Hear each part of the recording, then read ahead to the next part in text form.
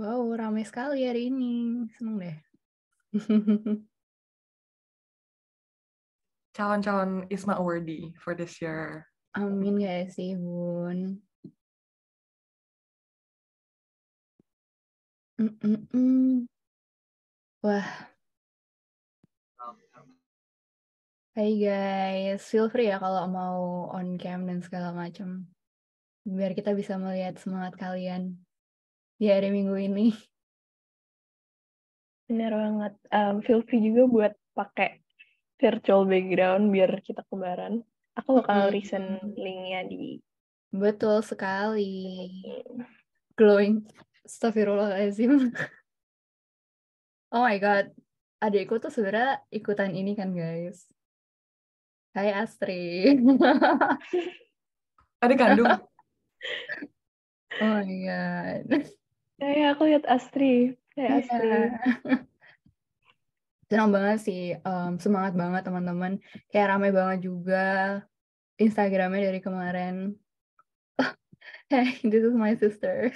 Hello everyone. Hai. Boleh dong apa namanya, mungkin ada yang mau kenalan kayak kalian dari uni mana, terus sekarang lagi base di mana. Hey, hey, hey.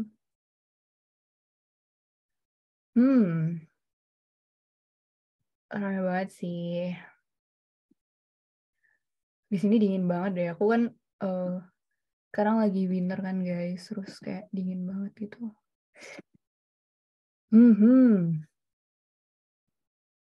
Wow, ramai banget. Udah 51. Wow. Boleh, boleh, boleh.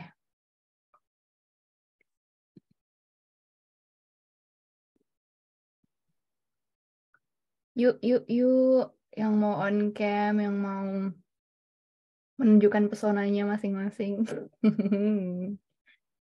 Halo, Evelyn. Kalian dari uni mana aja sih, guys? Iya, boleh dong kenalan di chat nih. Yes, yes. Mungkin kita sambil tipis-tipis kenalan kali ya, mau karena udah menit 1 juga. Boleh. Mungkin mulai dari kamu nih, mau gimana tuh? Oke, hai semua. Aku Maura. Aku sekarang lagi kuliah S1 di UGM dan aku base-nya di Jogja. Ada yang orang Jogja juga di sini? Tuh, ada nggak yang orang Jogja? Siapa tahu bisa ketemu langsung sama Maura. Ya, bisa meet up. Yes, meet up. Dimentorin langsung nggak sih, Bun? Nice, nice, nice. By the way, Maura ini kemarin awardee ISMA ke Monash. Jadi kalau Iya, mau bener. kepo tuh yang kepengen ke Monash, ISMA-nya bisa banget ke Maura gitu. Alright, mungkin Boleh banget kalau kalau mau itu gimana? juga teman-teman kalau mau tanya-tanya nanti kita di akhir kan kita ada special session ya Sin. Bener banget tuh. Jadi ikutin sampai akhir ya kalau kalian pengen semua seluk-beluk ISMA kayak mana gitu. Nice. Oke, kalau dari aku sendiri, aku nggak pernah ikut ISMA sih. Itu keren banget. Asik banget sih teman-teman dapat kesempatan buat ikutan ISMA. Kalau aku sendiri sekarang base-nya ada di Jerman. Sekarang aku kuliah. Jurusannya agak menarik, namanya tuh okotrofologi. Jadi gabungan antara food science, kayak food tech gitu, terus bisnis sama kayak lebih ke gizi gitu kali ya. Jadi jurusannya emang agak unik. Jadi kalau kalian pengen tanya-tanya soal Jerman, bisa banget tanya ke aku gitu. Alright. Ramai banget nih. Udah ber-77. Tadi nama jurusannya apa? Aku atau Maura nih? Maura. Ya Sin lah. Aku jurusanku aku Kadang tulis deh. namanya unik. Gini, namanya ekotrofologi. Aneh nggak ya sih? Aku juga bingung. Kayaknya itu satu-satunya tempat yang ada jurusan itu di Jerman deh guys. Jadi kayak jurusan apa? Aku juga nggak tahu ya. Tapi modulnya menarik. Jadi aku seneng buat ada di situ. Gitu. Oh my God. Gimana kalau kita mulai openingnya aja sih? Mulai aja. Mau. Iya. Oke, kita mulai ya semua. Selamat datang dan selamat malam teman-teman kawan abroad semua. Welcome to A Broadening Webinar Pathway to ISMA. Hari ini kita bakal cerita-cerita dan kupas tuntas lah ya seputar ISMA. Mungkin tadi udah sedikit kenalan, tapi aku kenalan lagi kali ya karena banyak yang baru join. Aku Maura, aku sekarang kuliah di UGM, S1 Psikologi, dan sebenarnya tahun kemarin aku juga salah satu award di ISMA ke Monash University Australia. Terus di sini aku ditemenin sama Ersin. Halo semuanya, salam kenal lagi. Nama aku Ersin. Sekarang aku based di Jerman, jurusan aku antropologi. Nggak ikut ISMA, tapi aku di sini nemenin Maura aja. Oke. Nah, terus aku bakalan nemenin kalian semua buat menikmati webinar ini selama 1,5 jam ke depan. Tapi jangan lupa nanti kita bakalan ada networking session di akhir, gimana kan bisa ngobrol nih sama ISMA awardee yang lain gitu.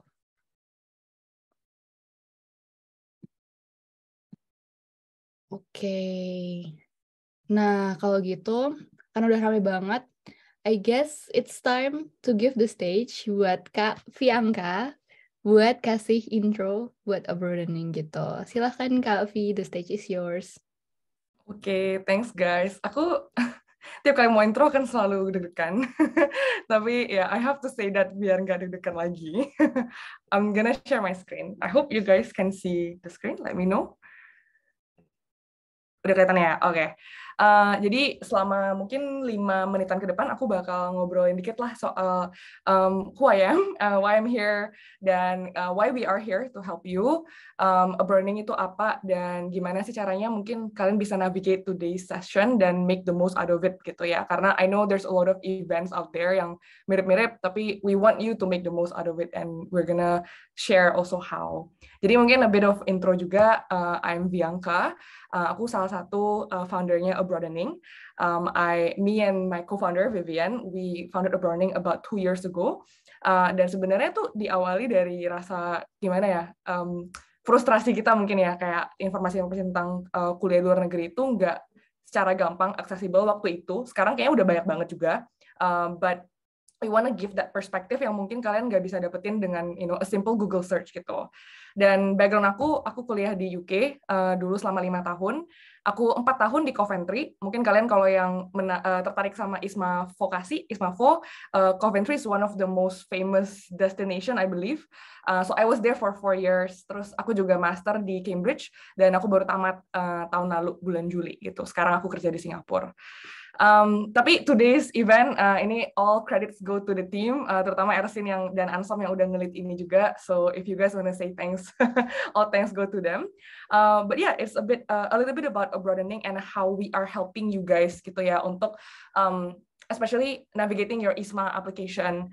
We know ISMA ini salah satu kayak scholarship yang paling kompetitif ya, karena especially since like the first time dia muncul kayak 2 tahun yang lalu, we saw applicants-nya tuh tahun lalu tuh jadi banyak banget. Dan pertama kali kita ngadain event ISMA juga tahun lalu, itu ada Astrid, ada Katama. If you guys are applying again this year dan kalian udah join event kita tahun lalu, you might know them.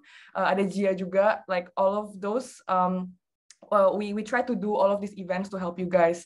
Nah, tapi we know that events nggak cukup ya, kayak kalian cuma duduk begini nontonin pengalaman orang lain, mungkin you get like one thing or two, tapi mungkin nggak holistic. So last year kita actually help some students to actually get their ISMA scholarship application successful gitu through essay reviews dan yang tadi aku bilang ada webinar. Jadi ada 4 orang dari tahun lalu, ada Dave, Samara, Gung Abi sama Nadia yang berhasil lolos ya ke ISMA di universitas yang ada di layar gitu. And we're gonna continue doing this year. Kita juga bakal bantu essay review lagi. Tahun lalu itu kita emang cuma batasin buat 5 orang karena it was a giveaway dan dari 5-nya 4-nya keterima.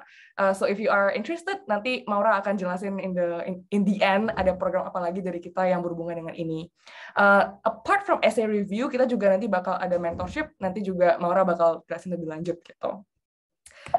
Oke, nah sebenarnya apart from bikinin event dan doing essay review atau mentorship, kita juga senang sih bahkan kalau misalkan kalian found our event helpful atau our content helpful, atau mungkin kalian emang udah sering ngerasa kayak aduh aku tuh nggak bisa gitu atau ke-reject, tapi kalian setelah ngikutin event kita ngerasa, oh I think I can do this gitu. I think as simple as that, itu udah a big win for us gitu. So I do hope that through today's event kalian bisa ngerasa seperti itu juga.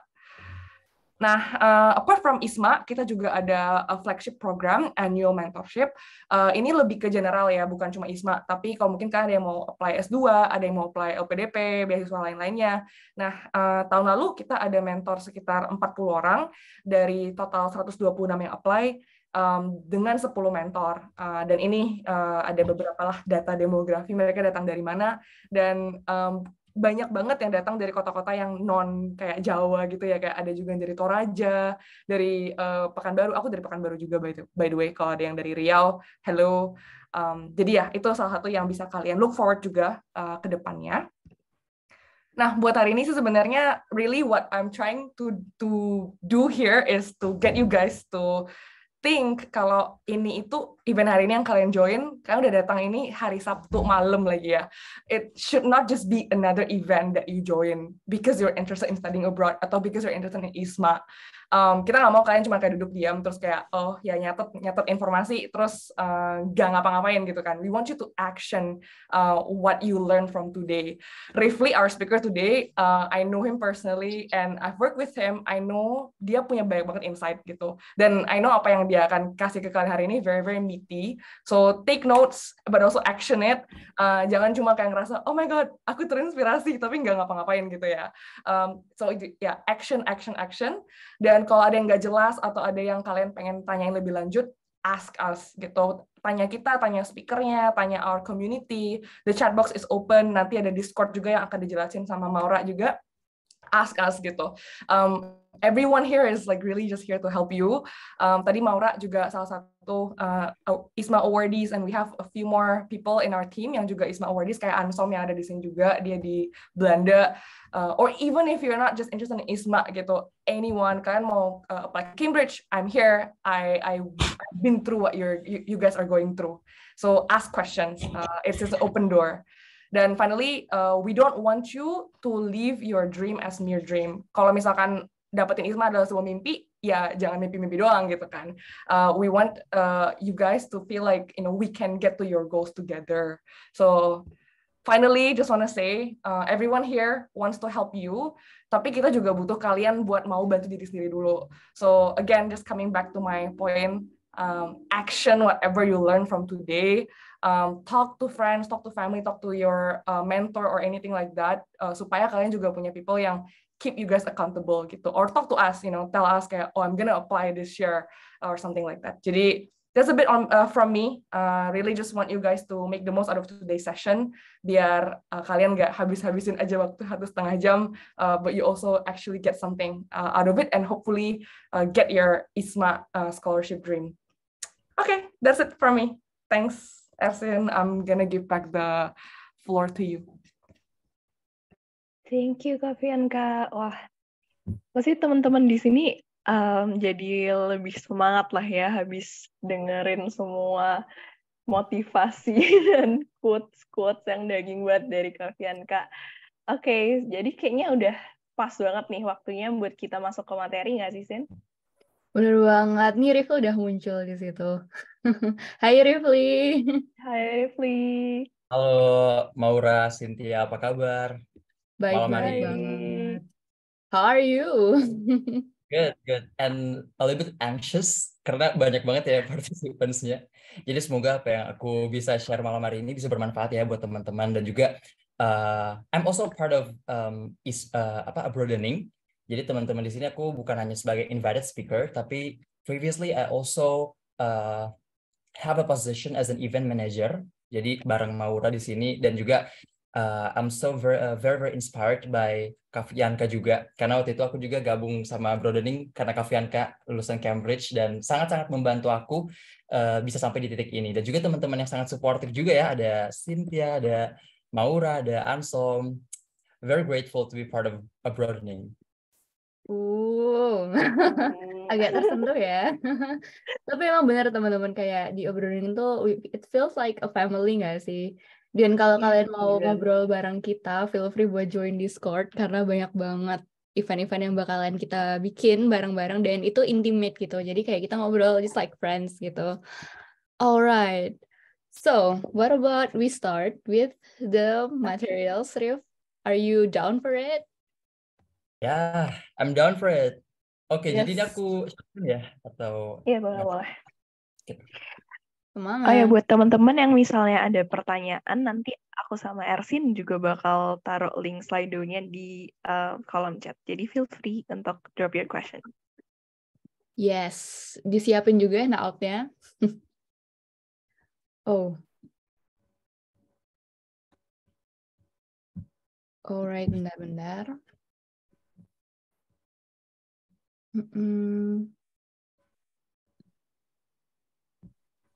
Let me just.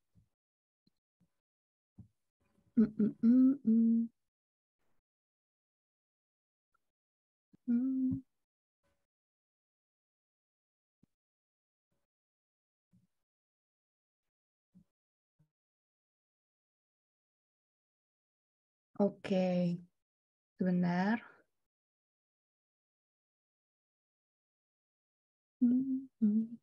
By the way, Rif, gimana nih kayak kemarin persiapan materinya gimana? Emang kayak sedip apa sih kemarin kamu nyiapin? sedip apa ya? Mungkin karena konteksnya waktu itu aku kan masih dalam konteks pandemi ya, Sin. Jadi memang sebenarnya masih serba uncertain dan merasa masih figured out aja gitu. Figured out what are the things that I would like to pursue, atau ada isu atau masalah apa ya? Masalah keraguan lah terhadap diri sendiri untuk ikut international opportunities. Karena waktu itu kan restrictions untuk bisa mobilitas ke satu negara dan negara lain itu kan sangat ini ya, ketat ya. Jadi persiapan itu bisa dibilang cukup mendadak, darurat, dan resilience. I think that those are the three words that represent my preparedness as an ISMA award ya 2021. I see.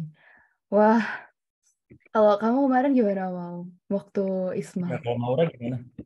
Kalau aku ini sih kayak waktu itu kan aku juga di transisi gitu kan, kayak pandemi dan nggak pandemi, kayak ada negara yang udah buka bordernya, ada negara yang belum gitu. Jadi itu juga jadi kayak tambahan consideration buat waktu milih host university-nya sih. Tapi mungkin overall aku punya waktu persiapan buat EPT dan juga kumpulin berkasnya mungkin lebih lama ya daripada Rifli di tahun sebelumnya gitu. Jadi kayak bisa lebih nyicil-nyicil dulu lah.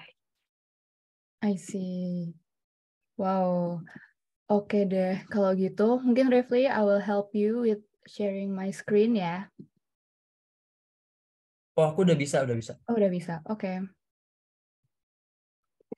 Good luck, Rifli. Good luck. Thank you. Oke, udah kelihatan ya teman-teman? Aman. Oke, aku mulai ya. Selamat malam teman-teman semuanya. It's such an honor for me to speak on behalf of Abroadening.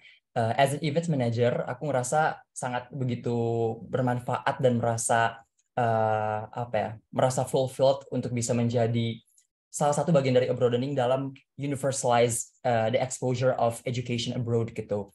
Dan dari kesempatan ini aku dipercayakan untuk membawakan materi terkait Pathway to ISMA 2023, di mana di beberapa hari ke depan akan dibuka nih registrasi ISMA 2023 yang merupakan program dari Kementerian Pendidikan, Kebudayaan, Riset, dan Teknologi. So, okay, let's go to the next slide. Hi everyone, I'm Rifli Mubarak, a law student of Universitas Hasanuddin, dan juga merupakan ISMA Awardee 2021 to the University of California, Davis.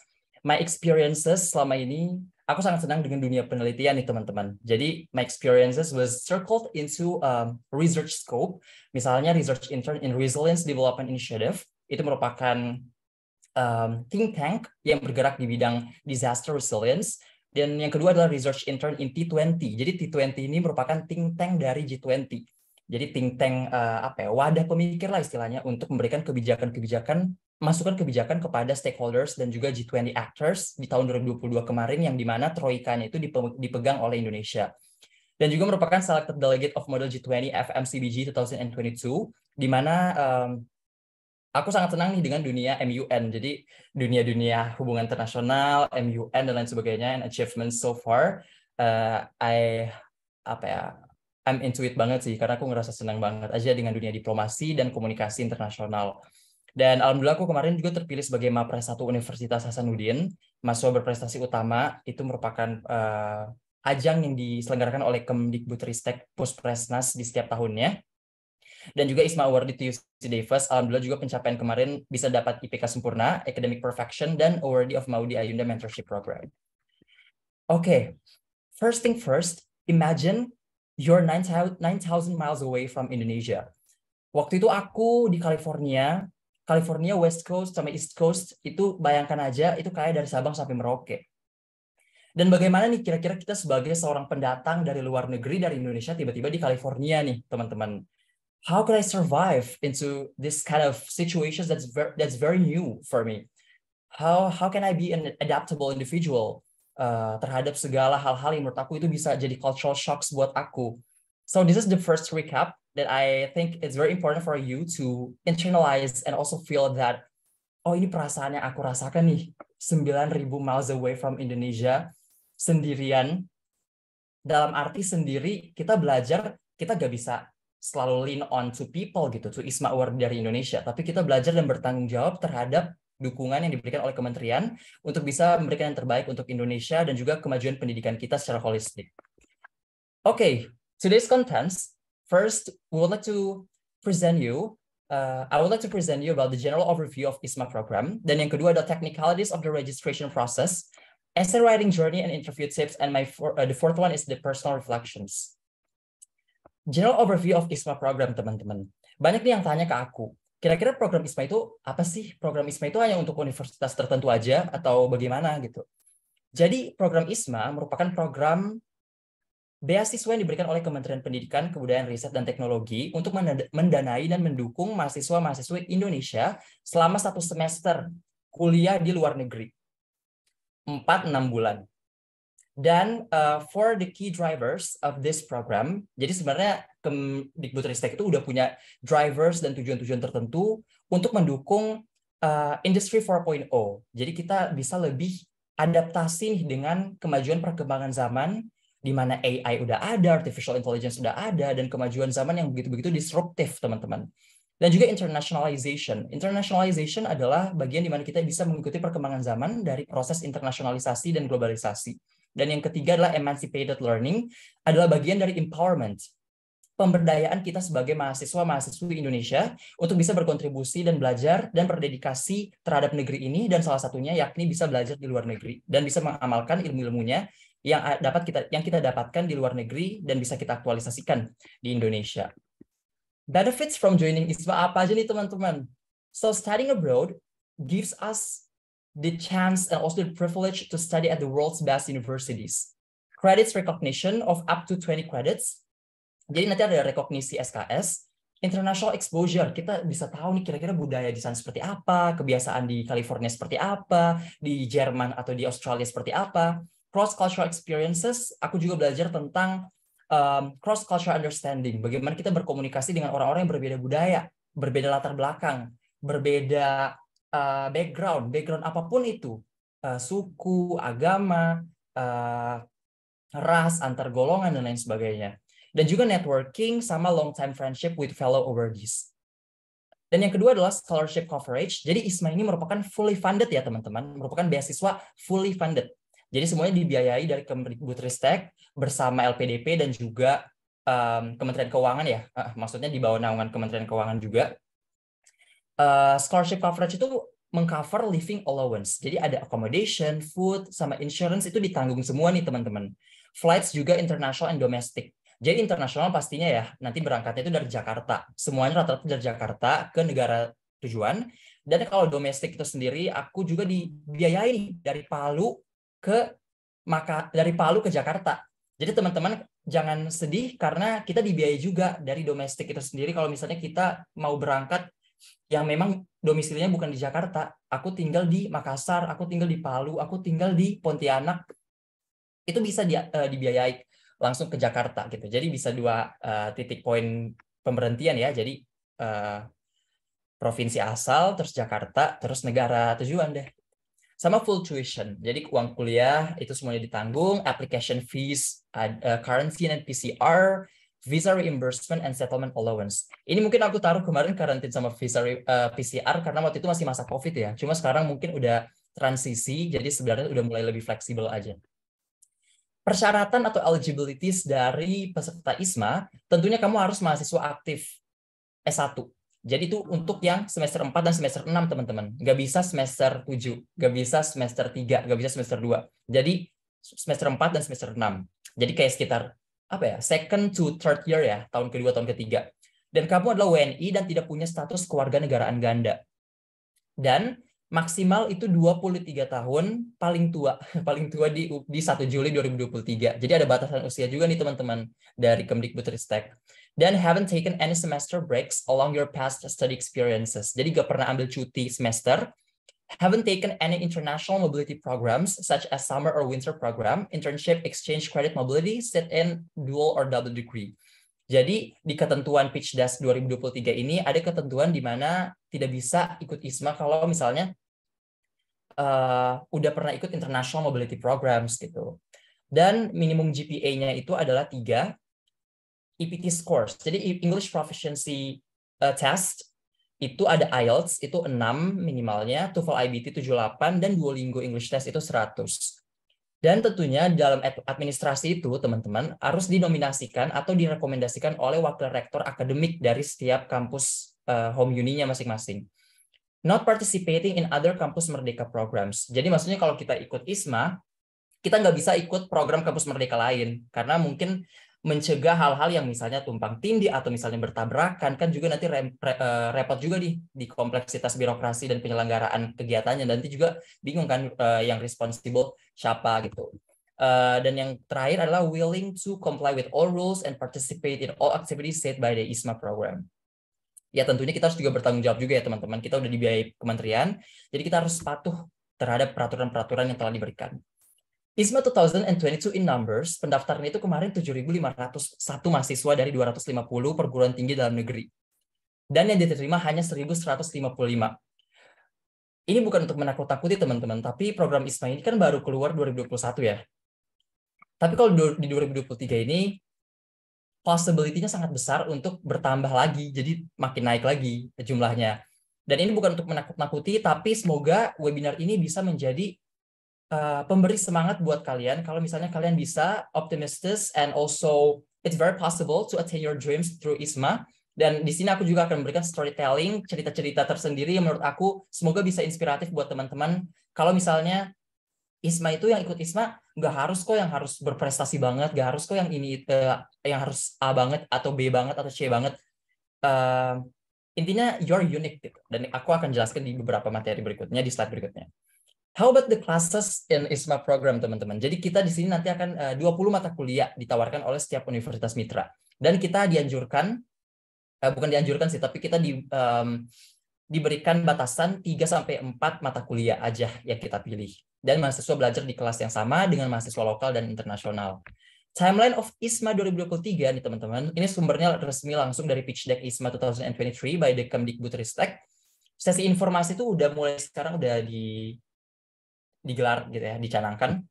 Jadi pendaftarannya ingat tanggal 8 Februari itu udah buka ISMA registration process sampai 1 Maret. Jadi hanya 1 bulan ya, 1 bulan proses pendaftarannya. Proses seleksinya juga 1 bulan, Maret sampai April, dan pengumumannya April. Dan itu termasuk singkat ya teman-teman, karena kita hanya butuh 2 bulan menunggu, udah ada pengumuman.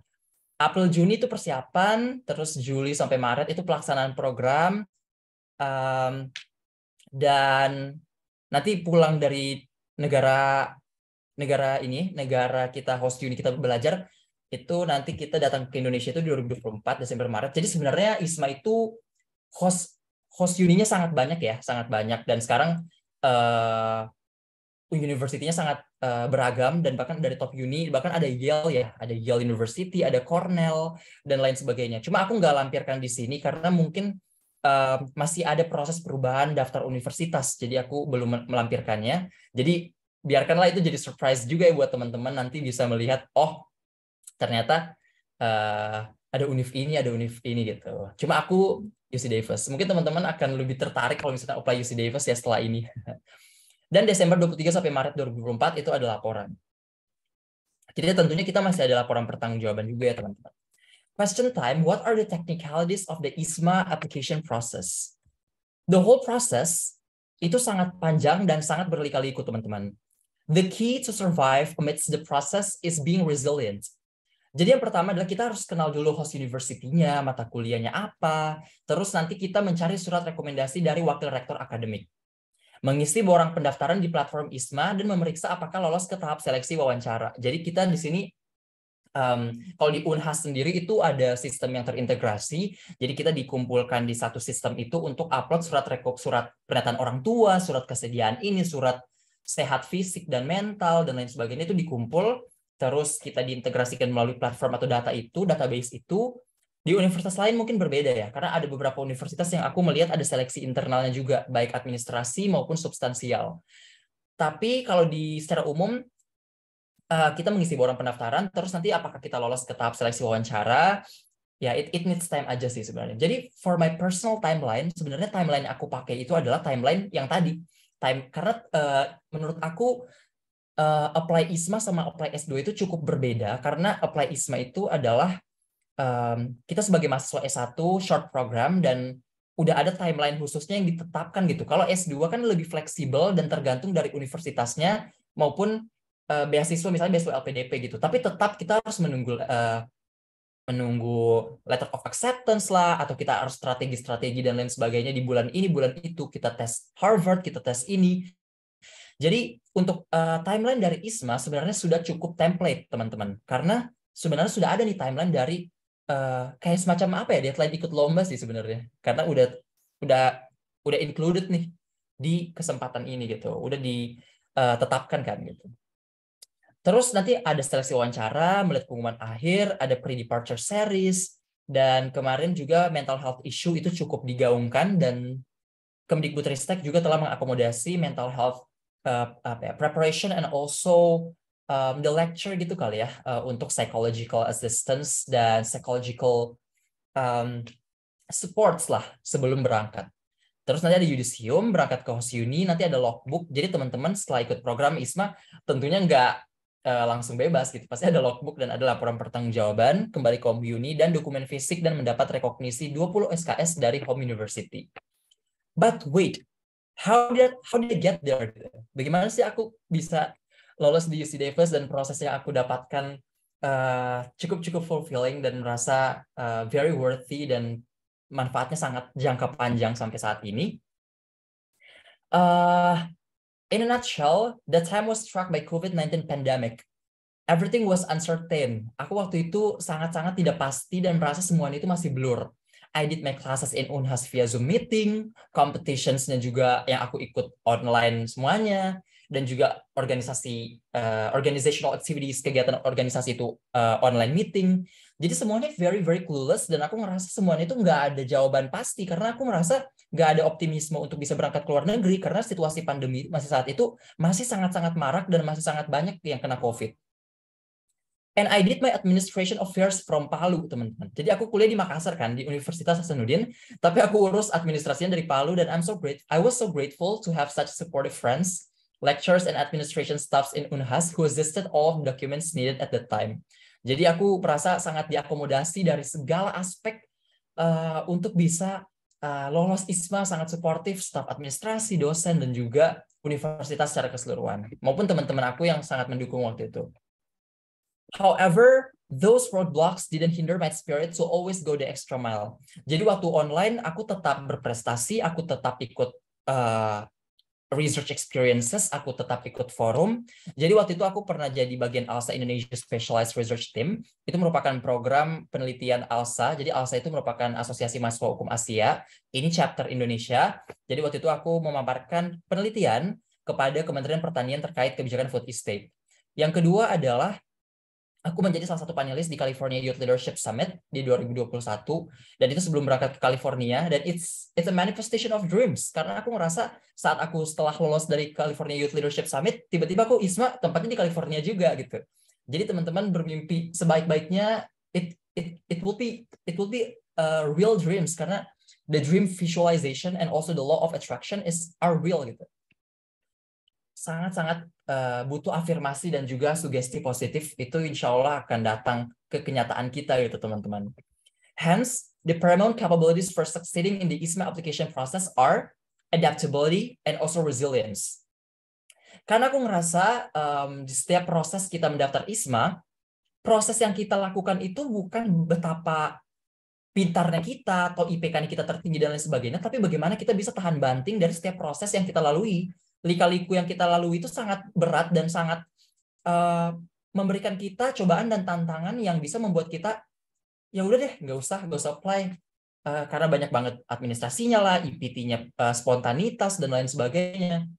So one quote that I hope people could internalize: the one who survives is not the most smartest, is not the most handsome, beautiful, strongest, or the smartest one, but the one who is adaptable toward changes.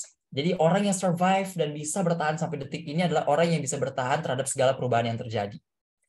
3 pivotal elements that you need to fulfill for the ISMA preparation and also the implementation of the program. Yang pertama adalah English Proficiency Test. I took Duolingo English Test, teman-teman. Jadi kan ada 3 jenis tes ya. Ada TOEFL, ada IELTS, ada Duolingo.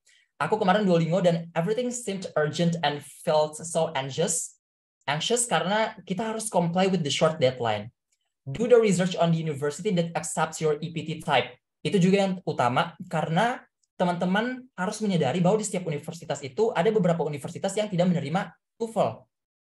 Ada beberapa universitas yang tidak menerima Duolingo gitu. Jadi kamu juga harus research mana universitas yang memenuhi kriteria-kriteria EPT yang akan kalian apply dan yang kalian telah dapatkan nilainya gitu. And also do the preparation and study harder before the test is mandatory. Jadi kita juga harus bisa persiapan dengan baik dan lain sebagainya. Duolingo ada di YouTube videos, itu kita bisa belajar baik-baik dan grammar dan lain sebagainya. And you can plan it now and set your strategies and consider your expenses too.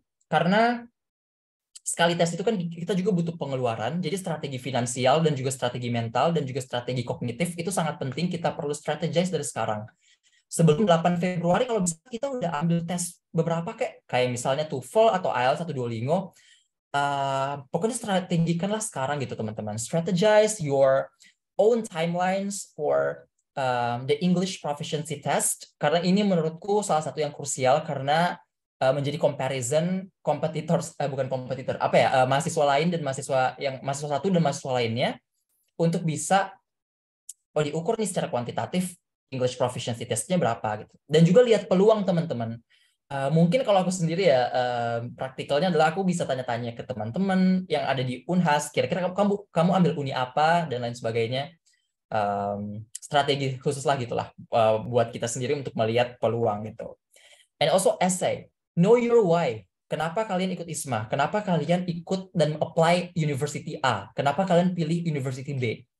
Dan juga yang kedua adalah sometimes less is more. Jadi maksudnya adalah kadang kita itu overthinking dengan mencari kalimat-kalimat yang fancy, yang bagaimana esai itu bisa terlihat sangat bagus, panjang, dan takutnya cukup berbelit-belit. Jadi kadang kita harus bisa membuatnya brief, concise, atau padat, tapi substansinya itu ngena bagi para readers-nya, teman-teman. And also be honest with your essay. Jujurlah sama esai kalian, karena di situ dilihat authenticity as an individual, dan Kemendikbudristek itu bisa percaya terhadap diri kalian. Kalau misalnya kalian tuh pantas dan bisa mendapatkan kesempatan ini. Several tools and approaches in guiding your essay substance, nanti akan aku present di slide berikutnya.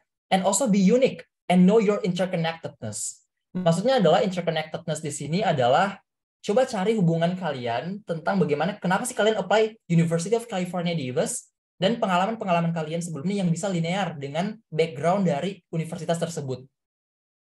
Jadi nanti akan aku jelaskan kira-kira interconnectedness aku apa ya kemarin. Kenapa aku bisa lolos UC Davis. And I think this is also very personal opinion, subjective opinion, tapi menurut aku cukup krusial dan mungkin bisa considered ya buat essay making-nya. And also proofread by yourself and trusted friends. Jadi teman-teman atau mentor, mungkin nanti Brodering akan ada buka essay proofreading program ya kali ya. Jadi nanti kita akan buka ya, mungkin ada rencana seperti itu akan didiskusikan lagi. Tapi teman-teman pastinya akan tetap butuh assistance dari orang-orang yang terpercaya, baik diri sendiri maupun guru, maupun mentor, maupun dosen, maupun teman yang udah S2 dan lain sebagainya itu bisa mendukung proofreading essay kalian. Yang ketiga adalah interview. Try to practice with your friends, teman-teman, before the official interview. Karena kita melatih diri untuk bisa berbicara dengan orang lain, dengan teman kita yang kita percaya, itu bisa membangun optimisme kita dan juga bisa membuat kita lebih leluasa dan lebih eksploratif dan bisa melihat blind spot. Jadi blind spot itu adalah titik-titik yang dimana kita tidak mengetahui di mana sih titik yang kita sebenarnya kurang, di mana sih titik yang sebenarnya kita nggak tahu, ternyata kita kekurangannya di sini dan perlu diimprove dan lain sebagainya. And also the second one is learn all of the substances from your essay. Karena interview itu, kalau aku kemarin 80% itu dari essay pertanyaannya. And the third one is make sure that you know about yourself, your goal or purpose to join ISMA before and after completing the program and your host uni. Jadi kalian nggak clueless, teman-teman harus tahu benar-benar university yang mana nih yang kalian mau apply, dan background kalian apa, dan what are the things that you would like to improve in the future time gitu, at a later time. Let's go to my essay making experience. Reminder, the importance of knowing the interconnectedness between you and your targeted university in ISMA is important. This is based on my personal experience and interpretation, karena aku ngerasa kita harus apa ya, istilahnya cocok logi gitulah awalnya. Kalau misalnya bahasa common ya mungkin ya. Aku ngerasa begitu penting untuk mengetahui sisi-sisi yang membuat kita application-nya itu lebih kuat untuk diterima di universitas tersebut, karena kita punya X faktor lah, faktor X yang punya ciri khas tersendiri yang linear dan suportif dalam proses kita apply di universitas tersebut, dan sangat-sangat suportif nih. Dan akan aku kasih contoh sesuai experience aku. Basic structure of my essay itu yang pertama adalah hook, introduction, and roles overview. So hook could be in the forms of personal story, quotes, empirical or scientific data, or metaphor. The intention is to attract the readers with the first impression. Jadi maksudnya adalah pembuka dari esai ini adalah bagaimana kita membuat orang-orang itu attracted dengan esai kita dan bisa membaca lebih lanjut, dan pembukanya itu menarik, teman-teman. Bisa dari personal story, bisa dari quotes mungkin, bisa dari data scientific, bisa dari metafora gitu atau majas. Yang kedua adalah elaborate your substance. Make it concise and elaborate the most impactful and substantial as the attention gather for readers to dive more. Jadi maksudnya adalah kita elaborate substance-nya. Jadi misalnya main notion-nya apa tadi dia kalimat pertama, terus berikutnya itu supporting sentence 1, supporting sentence 2, dan lain sebagainya. Dan elaborate, dan kalau bisa satu kalimat itu satu ide pokok. Maksudnya jangan sampai kalimat 1 dan kalimat 2 itu berulang nih ide pokoknya. Jadi repetitif.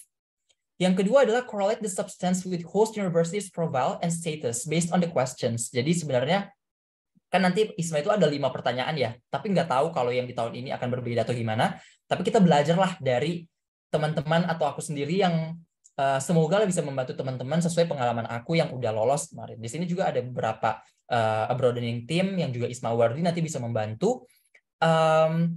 Jadi coba korelasikan bagaimana substansi kalian itu bisa mendukung profil dari universitas tersebut. Misalnya kalian punya latar belakang di dunia agriculture, dan University of California Davis itu kuat nih di agriculture-nya. Jadi bisa menghubungkan dari sisi itu. Dan juga show the proof of your impact, success, etc. with numbers. Jadi ini sebenarnya agak mirip nulis CV juga, teman-teman. Bagaimana kalian bisa mengimpact atau memberikan dampak kepada orang-orang, seberapa besar dampak program kerja yang kalian laksanakan. Seberapa signifikan program kerja atau mungkin competitions, misalnya kompetisi, kalian mengikuti kompetisi A dari kompetitor sejumlah 200 atau 1000 mungkin in international scope.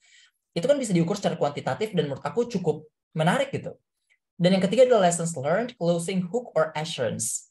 Misalnya, what are the lessons learned and skills that you have obtained that influence your personal development? What changes or impacts that you have witnessed throughout your story? And the closing hook could be in the form of assurance or quotes. Okay, let's go into the example. Jadi esai aku yang pertama adalah discuss your past academic achievements, including the process and skills involved in your previous or current degree program. Jadi waktu itu aku mengemphasis past academic achievements aku sebagai specialized researcher. Jadi aku langsung bilang, when I was interested as a specialized researcher in June 2022, bla bla bla. Terus I elaborate my substance nih, teman-teman. Kalau misalnya aku tuh udah melakukan penelitian di bidang hukum terkait food estate policy dan udah dipaparkan nih langsung kepada Ministry of Agriculture. That mandate sharpens my critical thinking. Other achievements. Nah, tiba-tiba langsung pindah nih ke pencapaian berikutnya, such as best position paper as a conference and conferred as the third place in the national linguistic debate competition, bla bla bla. Dan yang terakhir, aku memberikan penutup kalau thus the abilities and achievements related to legal research and public speaking that are also in line with my current degree program are facets that have enlightening significance for me to keep contributing in that sphere. Jadi maksudnya ada penekanan kalau misalnya past academic achievements itu benar-benar sesuai dengan major study program aku sebagai mahasiswa hukum.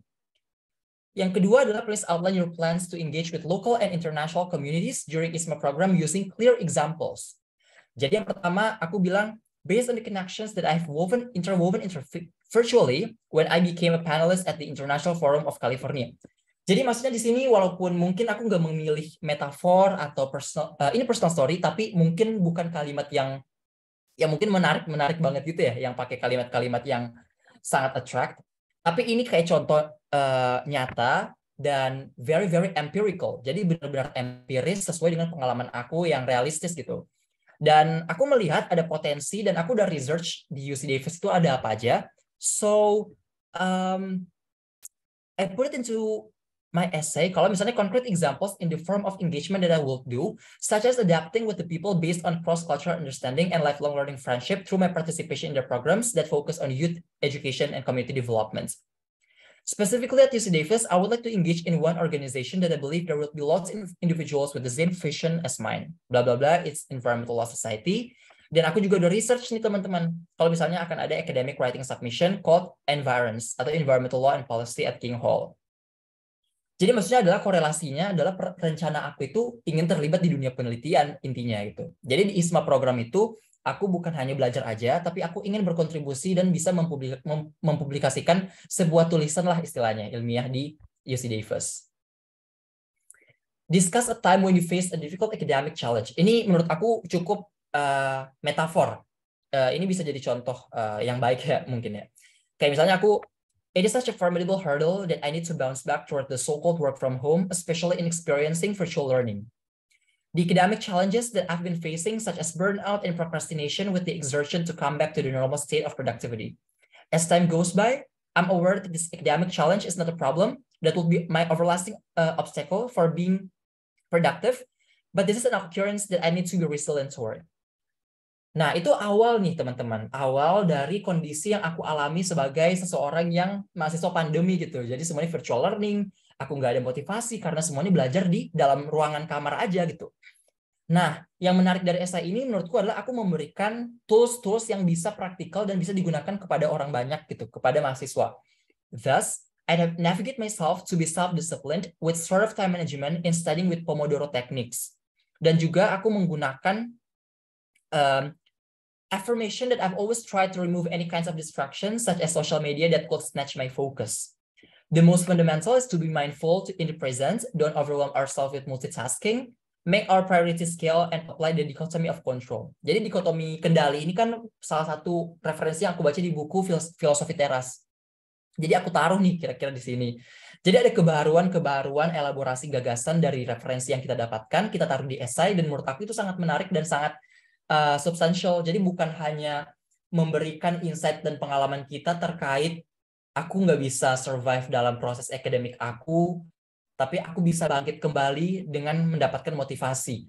Tapi bagaimana caranya gitu? Jadi ada practicalities yang bisa kalian taruh dengan menggunakan tools atau hal-hal yang mungkin orang nggak pernah dapat. Misalnya nih ada namanya habit loop. Jadi aku taruh juga nih habit loop apa. Dan hook atau penutup dari esai aku tulis, I comprehend that the one who survives in these academic challenges is not the smartest one, but the one who is adaptable to our changes and makes the comeback stronger than the setback. Jadi saat kita membaca dan mendengar, mungkin dibacakan orang ya kalau bisa mendengar, kita jadi kayak lebih wah bagus ya didengar gitu, wah bagus ya dibaca gitu, orang dapat maksudnya gitu. And then for the fourth one is how will this program help you to achieve your immediate goals and how can you contribute back to this program? Jadi ini salah satu tujuan aku yang belum rezeki sebenarnya waktu aku apply, tapi alhamdulillah disalurkan dari bentuk prestasi yang lain. Jadi aku ngerasa bukan gak giving back, tapi mungkin bentuk rezeki dan bentuk my contribution saat kembali ke Indonesia dalam bentuk yang lain.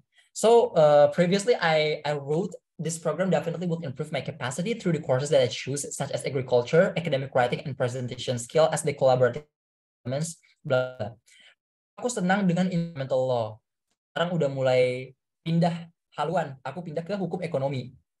Nah, kira-kira ISMA ini menurut aku menjadi kesempatan atau platform buat aku untuk bisa connected with University of California, Davis, bisa memanfaatkan UC Davis Global Connections Database.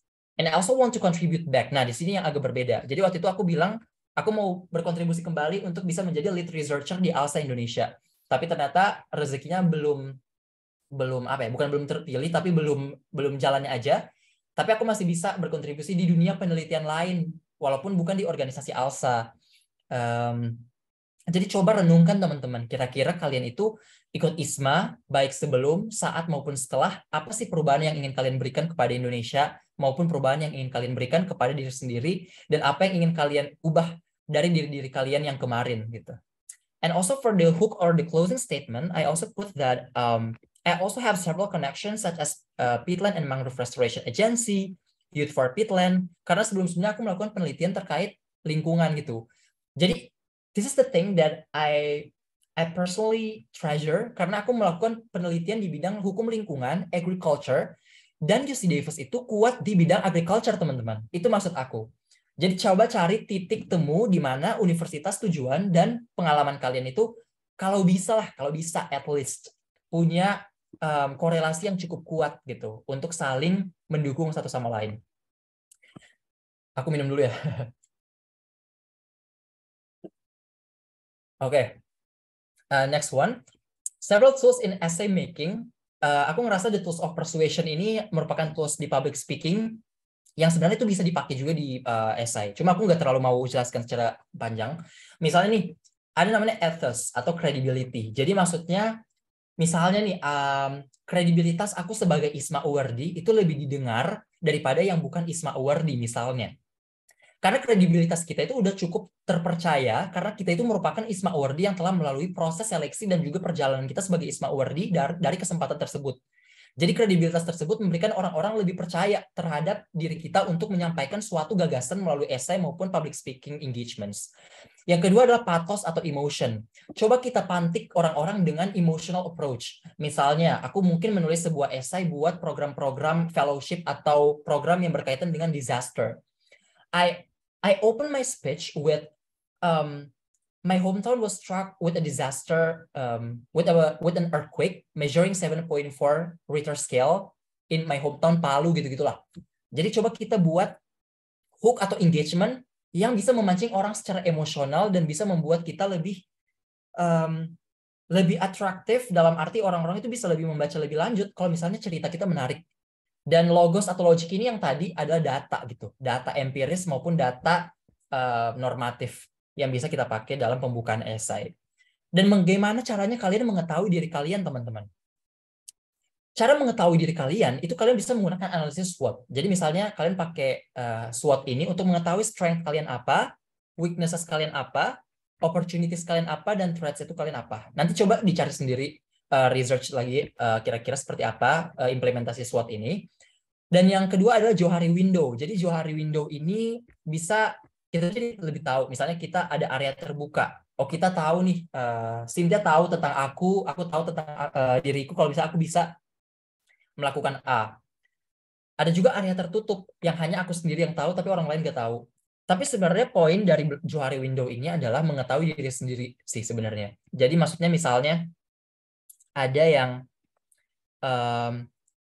blind spot, ada yang namanya blind spot. Jadi aku nggak memahami ternyata aku seperti ini, tapi orang lain memahami aku seperti itu gitu. So there's a comparison that maybe as a homework for us to always rethink that we also need to reevaluate our way of thinking, and also we need to learn and also unlearn something yang bisa berguna buat our personal improvements.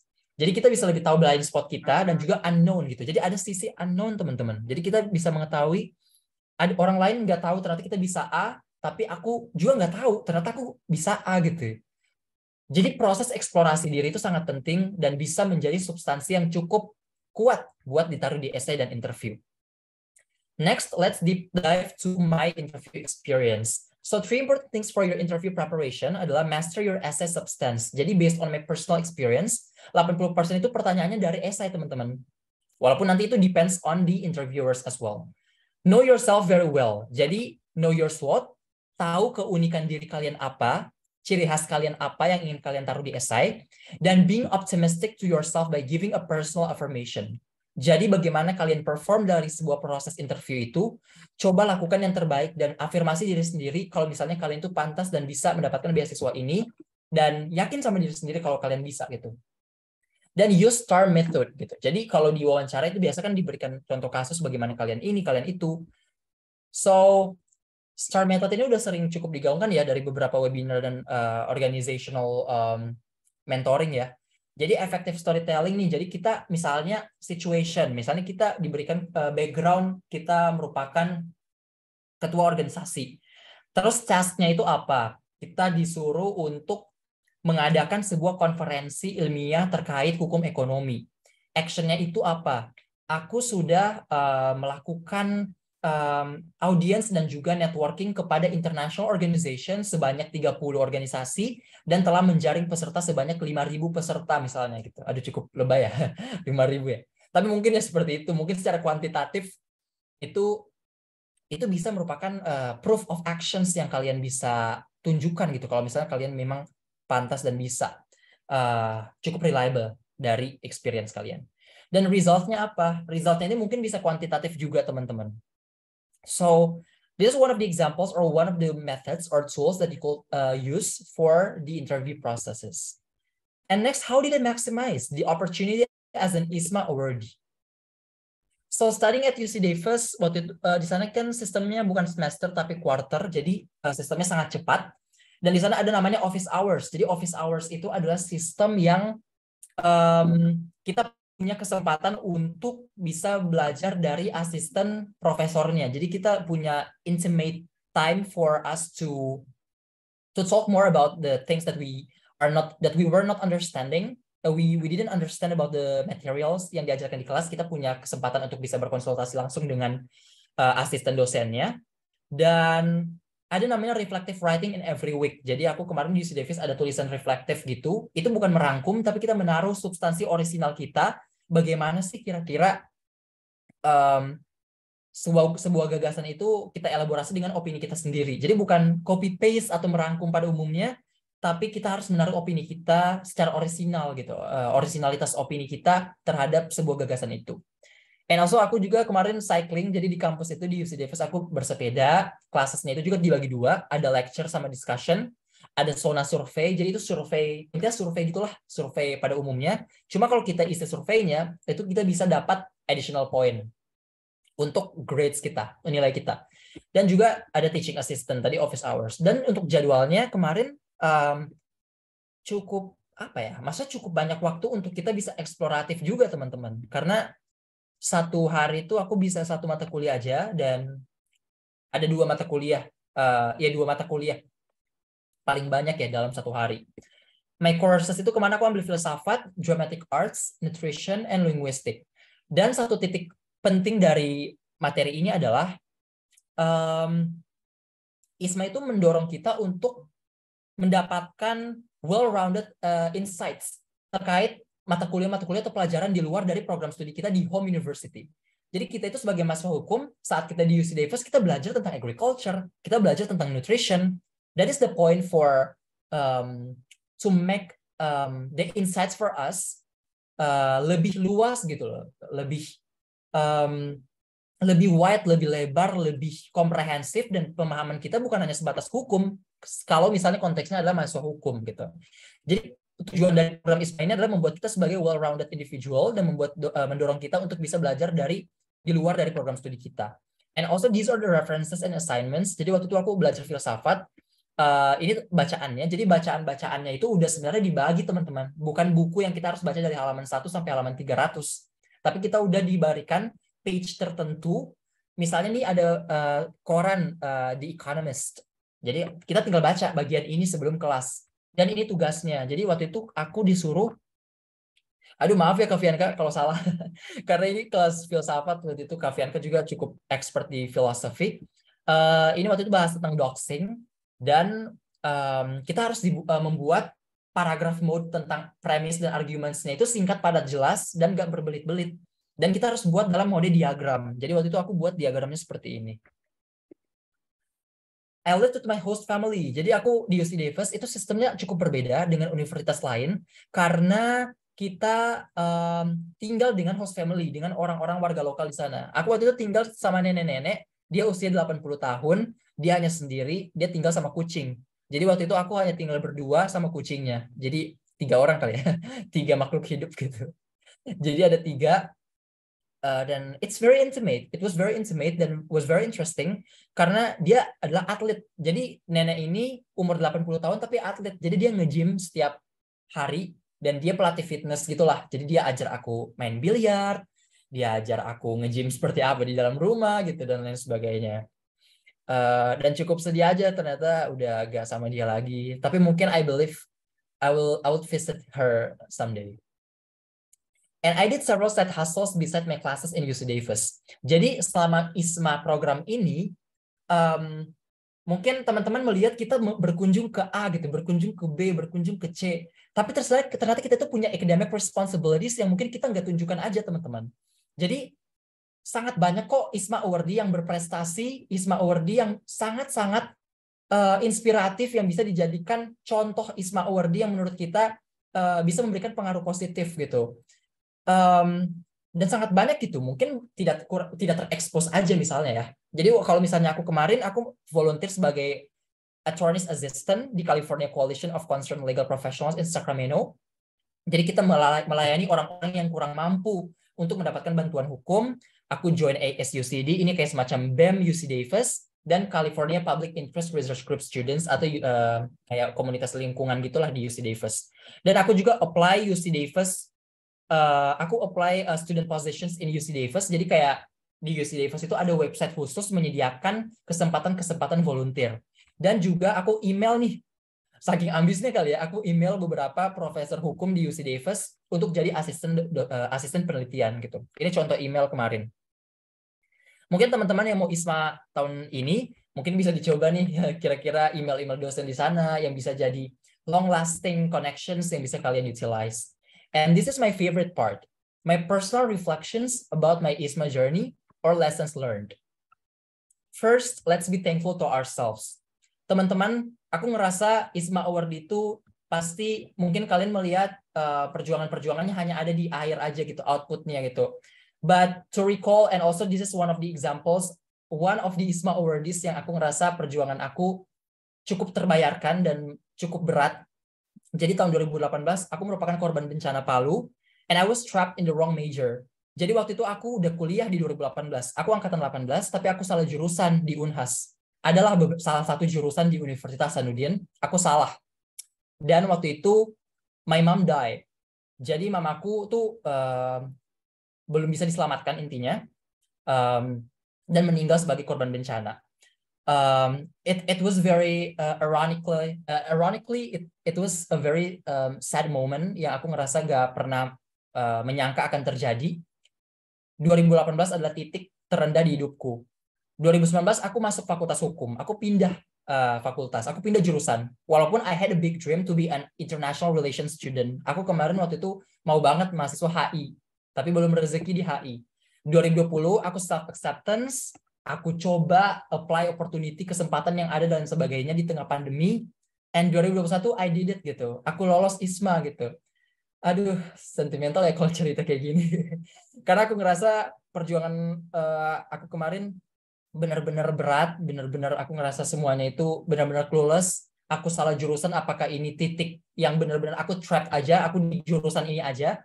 Tapi ternyata aku masih bisa pindah ke jurusan lain dan alhamdulillah aku dapat ISMA dan sekarang aku menjadi mahasiswa berprestasi utama lagi di Unhas gitu. Ini bukan untuk show off ya, tapi aku ngerasa ini cerita-cerita yang mungkin cukup bisa menjadi inspirasi buat teman-teman kalau misalnya yang kalian lalu tuh mungkin lika-likunya banyak, tapi sebenarnya hasilnya nanti itu bisa dipetik di kemudian hari gitu. Dan pressure is a privilege, teman-teman. Legend bilang, Billie Jean King, pressure is a privilege. Jadi pressure atau lika-liku yang kalian lalui semua ini itu adalah privilege buat kalian untuk berkembang dan keluar dari zona nyaman. So take it as something that could prompt you to be an evolving individual. Second lessons learned adalah I learned about gravity problems. Jadi gravity problems are problems you cannot do anything about because they are just reality like gravity. Put it into context. Misalnya gravity problems ini adalah aku waktu itu sebagai mahasiswa hukum, sebagai gap year student, maksudnya gap year dalam arti aku salah jurusan, jadi aku kuliah aja, tapi aku masih ada orientasi untuk pindah jurusan, made me rethink and prefer to stay in my current major rather than try again for the next year's test to pursue the IR study program. And also case found, aku pernah dapat cerita dari teman, kalau misalnya di environment in host university A di HISMA 2022, itu cukup terbatas karena ada beberapa requirements yang ternyata nggak membolehkan mahasiswa internasional ikut organisasi tersebut. Itu namanya gravity problems. Jadi maksudnya gravity problems ini adalah, itu sebenarnya bukan masalah, tapi sebenarnya kondisi atau konteks yang kita sebenarnya udah nggak bisa ubah lagi. Maksudnya misalnya lagi, contoh nyatanya lagi deh, kita mahasiswa tahun ketiga, tapi kita mau pindah jurusan, tapi mungkin kondisi keuangan keluarga kita cukup nggak mendukung. Berarti itu gravity problems gitu. The lessons learned through this, aku merasa bahwa pentingnya kita untuk improvise and adaptable towards the circumstance. Jadi bagaimana kita kreatif dan bisa menemukan solusi-solusi masalah untuk bisa keluar dari titik yang cukup menjebak itu.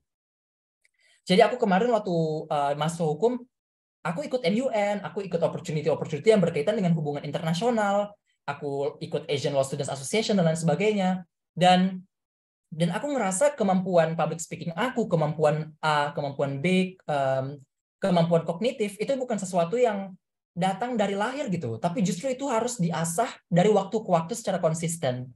Jadi it's not something that granted upon one's birth, but it's something that should be honed consistently. Dan jangan menyalahkan keadaan. Mungkin ini cukup sering terdengar teman-teman. Mungkin kalau misalnya aku kemarin gap year dan aku ngerasa udah cukup di sini aja, mungkin aku udah putus asa gitu. Aku udah nggak mau apply SBMPTN lagi di tahun berikutnya untuk pindah hukum. Maksudnya udah untuk pindah HI gitu sebagai mahasiswa hukum. Jadi untuk menyalahkan keadaan itu, it doesn't change anything gitu. Dan menyalahkan faktor eksternal dan lain sebagainya itu nggak mengubah keadaan teman-teman. Jadi ini sebuah tamparan, tapi itu merupakan tes dari resiliensi kita. Bagaimana kita bisa beradaptasi dan bertahan terhadap segala perubahan dan tantangan yang kita hadapi.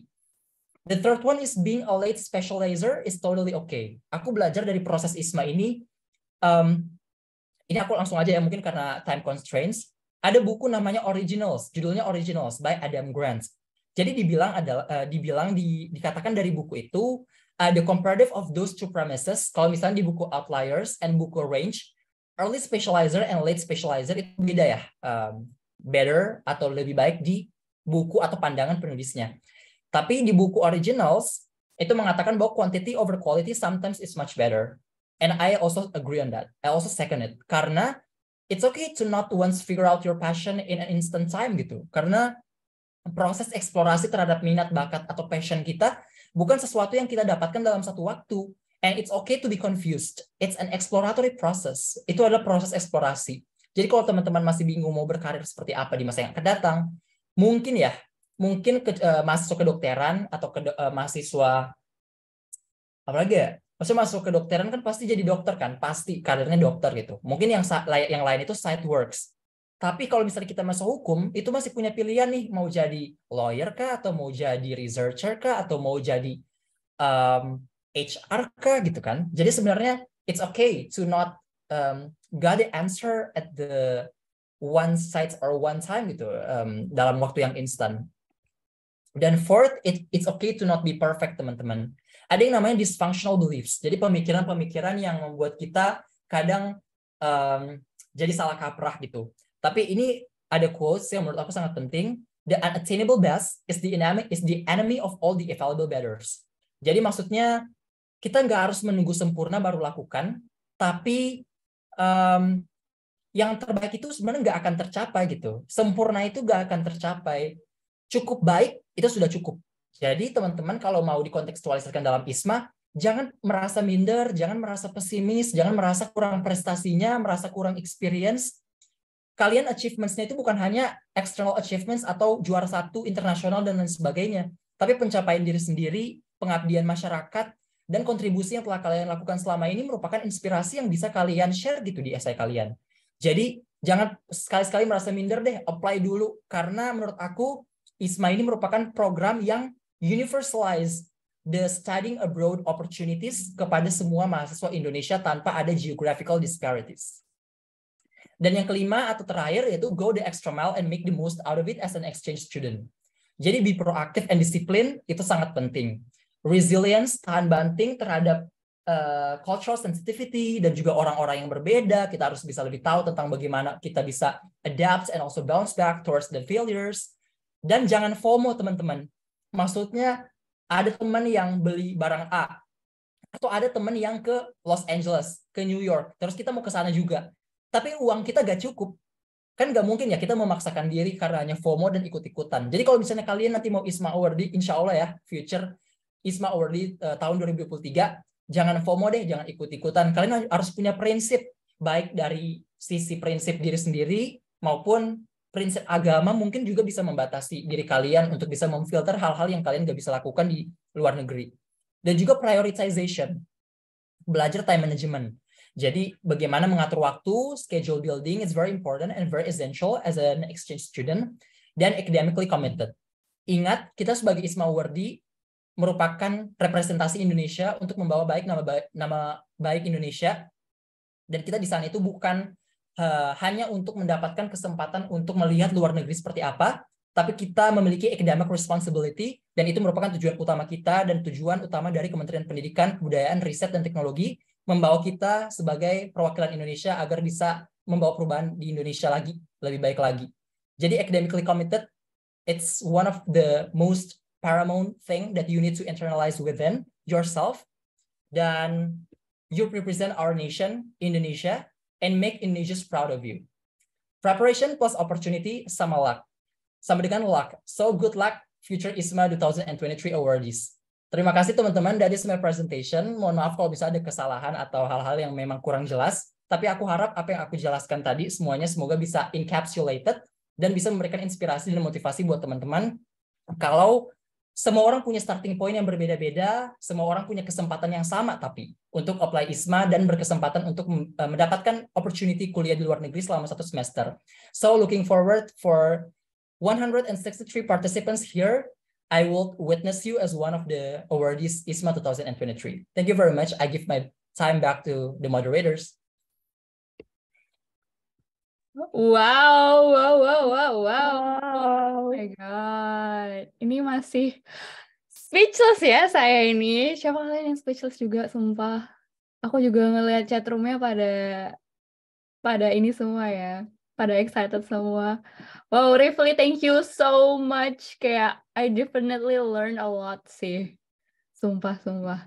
Aduh, gimana nih teman-teman yang lain? Oh, keren. Ramai nih. Oh my God. Mungkin kita sambil buka Slido-nya kali ya. Oke, boleh. Pasti banyak banget yang tanya. Udah banyak banget pertanyaan yang masuk dari teman-teman semua. Yes, feel free buat vote-vote juga. Oke, ini nih. Mungkin kita bisa mulai dari pertanyaan pertama ya. Alright. I have no experience in writing essay in English. I tried once, but I got stuck and couldn't finish it. I also don't know what to write. What are your tips? Gimana tuh, Ria? Aku coba baca dulu. I have no experience writing.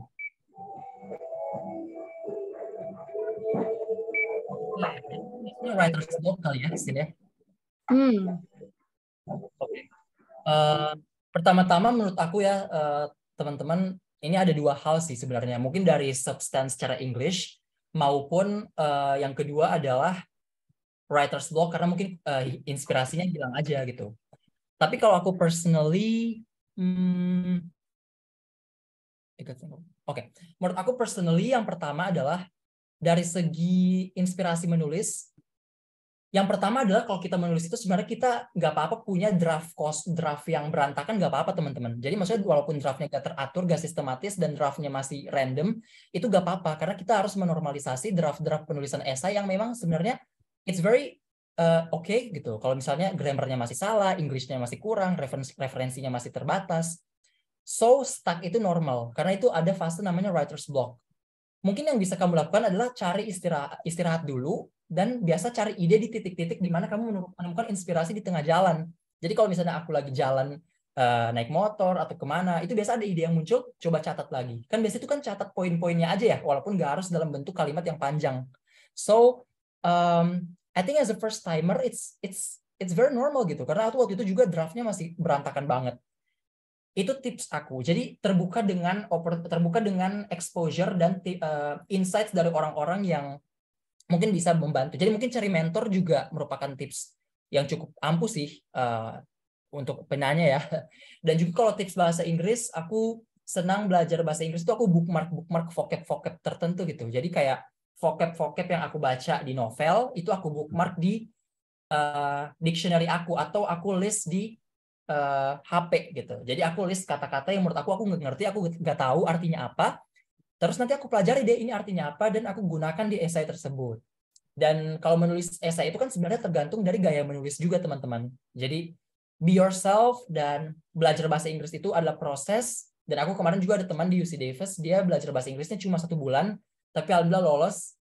Dan intinya pede-pede aja sih sebenarnya. Aku sebenarnya masih mau jawab lagi, cuma karena time constraint dan banyaknya pertanyaan, jadi aku pindah lagi deh. Itu ya.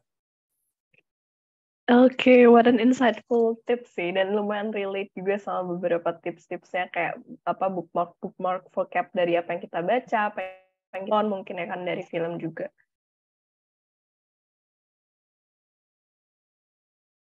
Oke. Aku mau bacain pertanyaan yang kedua nih. Hai Kak, mau tanya nih, based on your experience, apa yang paling membuat pihak ISMA tertarik untuk menjadikan kita sebagai ISMA Awardee? Thank you. Oke, thank you Maura. Aku personally yang membuat pihak ISMA tertarik untuk menjadikan kita sebagai ISMA Awardee, menurutku ya, personal opinion, ISMA ini kan sebagai momen untuk universalize the studying abroad opportunity ke seluruh mahasiswa tanpa ada geographical disparities, dan juga tanpa ada kita melihat dari kondisi ekonomi orang-orang itu pokoknya semuanya sama lah, equal gitu. Jadi kalau ini nggak akurat ya, tapi kalau pendapatku pribadi yang membuat ISMA tertarik untuk kita sebagai ISMA Awardee, entah dia berprestasi, entah dia berpengalaman, entah dia apapun itu, aku ngerasa yang pertama adalah keberanian diri kita untuk belajar gitu, keberanian kita untuk keluar dari zona nyaman, karena menurut aku dari segi karakter dan dari segi mentalitas, oh ternyata dia ini bisa gitu. Sebenarnya itu sih yang paling kokoh dan paling cocok sebagai ISMA Awardee adalah orang yang bisa survive gitu. Karena kita kan cukup menjadi masalah juga misalnya ya, kalau misalnya kita mungkin gimana ya, jangan deh. Maksudnya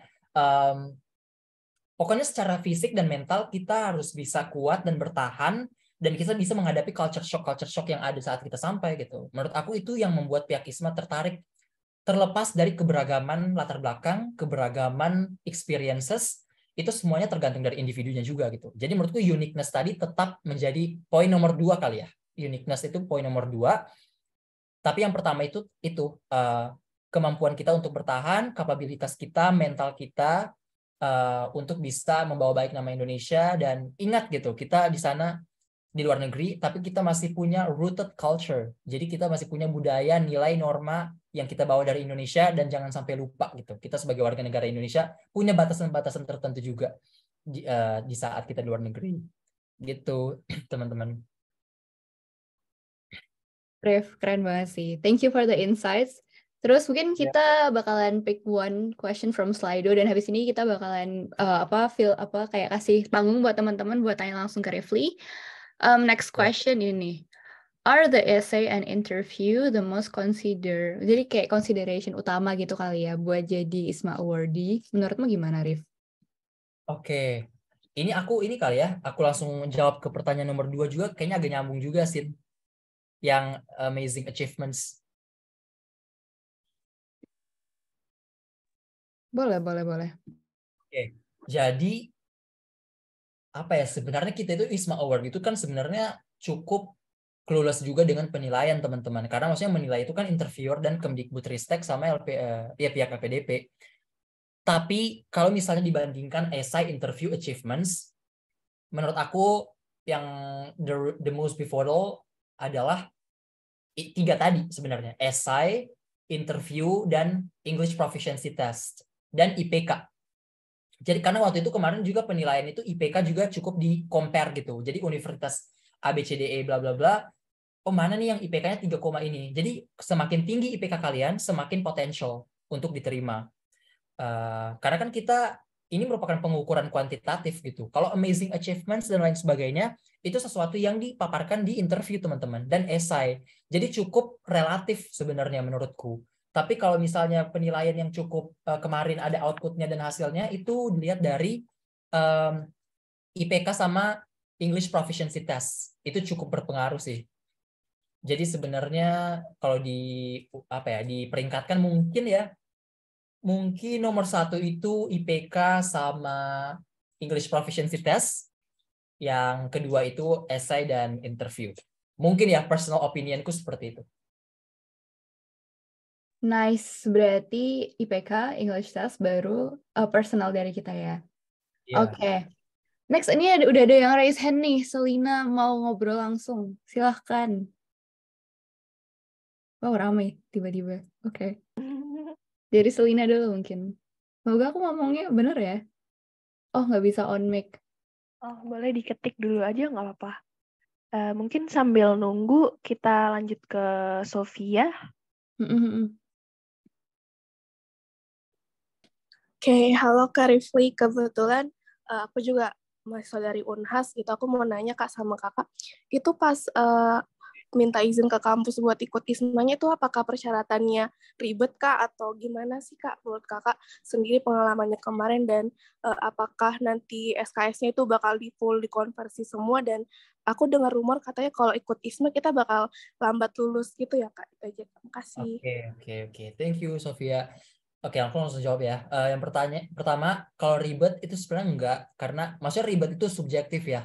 Maksudnya mungkin orang yang kamu dengar bilang ribet itu mungkin nggak terbiasa mungkin ngurus berkas gitu. Kalau aku sendiri di Fakultas Hukum Unhas itu aku dilancarkan alhamdulillah, dan rektorat juga mendukung. Dan univ lain mungkin berbeda konteks ya. Kalau misalnya, tapi aku merasa tergantung kita tahan banting sama ininya sih, pengurusan berkasnya. Jadi aku ngerasa dan menjawab itu nggak ribet, selagi kamu masih punya ambisi dan semangat untuk memenuhi semua requirements. Yang kedua adalah SKS. Itu konversi SKS sebenarnya tergantung dari fakultas univ masing-masing. Jadi sebenarnya rekognisi SKS saat kita balik ke Indonesia itu sebenarnya tergantung dari kebijakan kampus masing-masing, teman-teman. Memang ada integrated information from Kemdikbudristek, tapi tetap diberikan kesempatan buat universitasnya apakah mau seperti ini konversinya dan lain sebagainya. Dan terkait keterlambatan lulus, itu tergantung juga dari program studi dan fakultasnya juga. Karena ada beberapa universitas, misalnya di beberapa fakultas kedokteran misalnya, atau fakultas-fakultas tertentu yang sistem blok, atau sistem yang kayak kita harus memblok mata kuliah ini, kalau kita nggak ambil, kita harus ambil tahun depan gitu. Kalau mata kuliah sosial aku jarang dapat sih, karena mata kuliah sosial itu lebih fleksibel dan bisa cukup dinegosiasikan lah sama kepala program studinya gitu. Jadi jangan ada ketakutan lah kalau misalnya tahun depan dan lain sebagainya. Tapi aku ada sih teman seperti itu. Cuma mungkin itu dianggap sebagai bagian dari trade off, pengorbanan tersendiri lah istilahnya. Karena mungkin dia merasa dengan tambahan 1 tahun kita belajar di universitas dalam negeri, mungkin di kesempatan lain kita nggak akan dapat gitu. Kita sebagai ISMA awardee dibiayai full sebagai exchange student. Itu jadi konsiderasi aja teman-teman. Tapi memang ada yang tambah 1 tahun, tapi nggak semua. Tergantung dari fakultas dan prodinya, sistem mata kuliahnya itu seperti apa. I see. Semoga menjawab ya, Sofia. Oke. Terus ini tadi ada question dari Selina. Semoga aku benar ya pronounce nama kamu. Untuk course yang dipilih, kan lintas minat ya. Itu apakah kita diajarin dari awal banget atau sekedar basic pelajaran aja ya, sehingga kita harus belajar mandiri buat lebih paham sama course yang kita pilih. Thank you, Kak Rifli. Oke. Jadi mata kuliah di UC Davis kemarin dan mata kuliah di univ lain di luar dari program studi kita, itu basic sih menurutku ya. Sin dan Maura dan teman-teman. Cukup basic, tapi sebenarnya ada prerequisites juga. Jadi prerequisites itu adalah persyaratan kalau misalnya mau masuk kelas itu. Jadi kita itu sebenarnya diberikan offer sama universitas mata kuliah tertentu kalau misalnya mata kuliah itu sebenarnya cukup inklusif dan affordable buat international student untuk ikut coursesnya gitu. Jadi bisa dibilang basic, cukup grounded, cukup approachable, dan apa ya, intinya bisa lah survive gitu. Tapi nggak gampang gitu. Maksudnya bukan berarti ini common, ini mendasar tapi jadinya kita gampang ngejawab, gampang A, B, C, enggak. Tapi mungkin lebih ke apa ya, lebih generalis aja sih sebenarnya. Jadi kan ini kita belajar di luar program studi kita, mendapatkan exposure mata kuliah di luar dari mata kuliah kita di home uni, tapi bukan berarti itu basic, itu berarti gampang, enggak gitu. Tapi tetaplah kita harus belajar juga prerequisites dan ketentuan-ketentuan tertentu yang memenuhi persyaratan kalau misalnya kita bisa ambil mata kuliah ini di universitas sana. Tapi itu sebenarnya urusan lain lagi. Kalau misalnya kita udah sampai di luar negeri, nanti kita urus tuh gitu. Pasti sebenarnya itu situasional juga. I see. Thank you banget, Rifli. Gimana mau? Mungkin kita boleh ke dua penanya terakhir kali ya buat di sesi ini, karena nanti kan di belakang kita masih ada sesi ngobrol-ngobrol kecil gitu ya, networking session. Jadi mungkin buat teman-teman yang masih punya pertanyaan tapi belum sempat nanya di main session kali ini, bisa disimpan pertanyaannya dan stay tune sampai akhir acara nanti.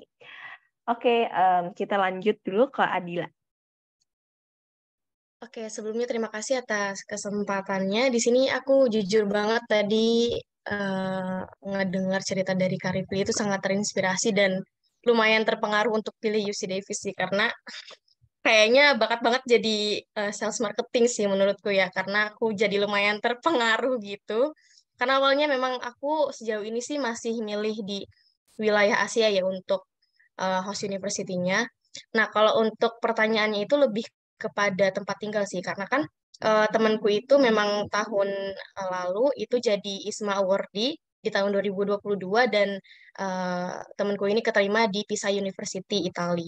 Jadi kalau temanku ini sempat memang dia tuh dari awal memang belum dikasih uang dulu dari ISMA-nya, tapi udah duluan ngasih sewa tempat tinggal di Italia gitu. Jadi udah lumayan banyak ngeluarin dana sekitar ratusan euro gitu. Jadi menurutku kalau misalnya semua university kayak gitu, aku jadi lumayan berat sih kalau harus menyiapkan dana yang segitu banyak ya untuk sewa apartemen atau sewa tempat tinggal. Jadi kalau untuk di UC Davis sendiri, apakah memang dari awal itu sewa dari biaya sendiri dari jauh-jauh hari atau memang dikasih biaya dulu dari ISMA lalu kita membayar sewa tersebut? Itu. Terima kasih.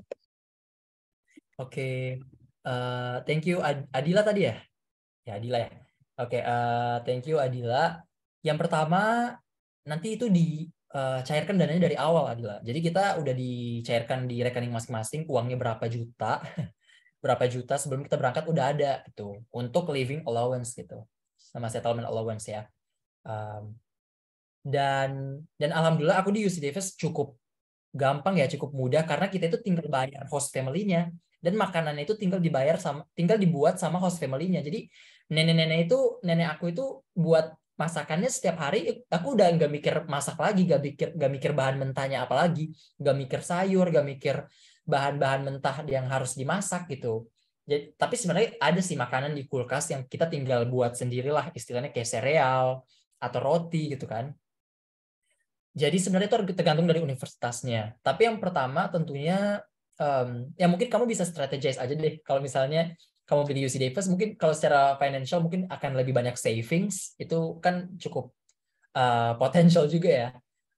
Tapi menurutku itu jangan menjadi batasan juga kalau kamu nggak bisa apply universitas lain, karena menurutku tenang aja kok, aku ngerasa semuanya itu nggak akan menguras uang personal kita gitu. Karena uang yang dikeluarkan dan pengeluaran yang diperlukan saat kita di universitas nanti, itu juga ada sistem reimbursement juga. Misalnya ada dana-dana yang tidak tercover di uang yang dicairkan oleh Kemdikbudristek gitu. Jadi jangan khawatir, intinya uang itu dicairkan di awal keberangkatan. nanti pengeluaran dan lain sebagainya itu cukup situasional dan sangat sesuai dengan kondisinya gitu, sesuai dengan kondisi yang ada gitu. Kalau misalnya UC Davis, ya alhamdulillah aku aman ya, nggak tahu juga sistemnya host family, tinggal bayar host family, udah dimasakin, udah di ini, udah dan lain sebagainya udah ada. Tapi di uni lain kan dormitory ya, asrama gitu. Mungkin nanti kita bisa sharing juga nih sama-sama Ansom, ada Maura juga sebentar di breakout rooms. Itu sih Adila, semoga menjawab ya. Oke, thank you, Kak. Ya. Oke, last but not least, ada satu penanya lagi nih. Wait, silahkan Renaldi. Halo Kak, selamat malam. Terima kasih atas kesempatannya. Perkenalkan, nama saya Randy Setiawan. Saya dari Prodi Manajemen Angkatan 2022. Nah, di sini saya menanyakan, Kak, mungkin pertanyaan agak spesifik, Kak, ya. Ada 3 pertanyaan. Yang pertama itu, achievement atau organisasi apa yang Kakak ikutin selama di kampus, tapi sebelum mendaftarkan ISMA gitu, Kak. Apakah kayak Kakak ikut LKTI atau business case, atau mungkin Kakak ikut organisasi luar kampus kayak ISEC, Student Catalyst, atau juga YLI gitu. Itu yang pertama, Kak. Terus yang kedua, apakah kayak IPT itu penting banget, Kak, ya? Yang dimana sebagai contoh kalau kita mau apply ke Boston University, itu kan mungkin kan yang paling kita kan bisa pakai IELTS, Duolingo, atau TOEFL kan, Kak. Kalau kita pakai IELTS tuh dapat band 8, terus ada juga teman kita yang TOEFL. Apakah yang IELTS itu lebih apa, Kak, ya? Lebih diunggulkan atau gimana, Kak, ya? Nah, itu yang kedua. Dan yang ketiga, tips waktu Kakak wawancara itu bagaimana ya? Kayak sebelum wawancara, mungkin kayak 3 hari sebelum wawancara, Kakak sama teman Kakak itu kayak balas-balasan, kayak balas-balas interview gitu. Kayak aku menanya, kamu yang jawab atau bagaimana, Kak, ya? Gitu. Itu tips wawancaranya, Kak. Terima kasih, Kak. Oke, terima kasih Renaldi atas pertanyaannya. Ini pertanyaan krusial semua ya, jadi aku langsung jawab aja. Yang pertama, achievement atau organisasi sebelum berangkat ISMA, aku tergabung di ALSA Indonesia Specialized Research Team. Dan menurut aku ini merupakan bagian yang cukup kontributif yang mendukung aku menjadi ISMA Awardee 2021. Karena aku di ALSA itu, aku memaparkan nih hasil penelitian secara normatif dan empiris, secara normatif, terhadap pemegang kebijakan publik gitu. Jadi kepada stakeholders dan juga government terhadap kebijakan-kebijakan yang menurut kami waktu itu cukup krusial dan perlu masukan. Jadi misalnya nih, kita kan mahasiswa kan cukup banyak ya dari proses penyampaian aspirasi melalui demonstrasi. Tapi kalau aku dari proses advokasi dan juga audiensi langsung kepada kementerian. Jadi itu titik menarik menurut aku sih, achievement dan organisasi di ALSA Indonesia Specialized Research Team itu sangat akurat menurutku. Karena waktu itu kita cukup mengintervensi kebijakan food estate, itu semacam penanaman lahan gambut, penanaman kontroversinya waktu itu katanya mau tanam padi di lahan gambut, tapi sebenarnya nggak seperti itu. Jadi kita mulai mengkaji lah rekomendasinya seperti apa, kita wawancara kepada Badan Restorasi Gambut dan lain sebagainya. Dan apalagi tadi yang aku bilang ya,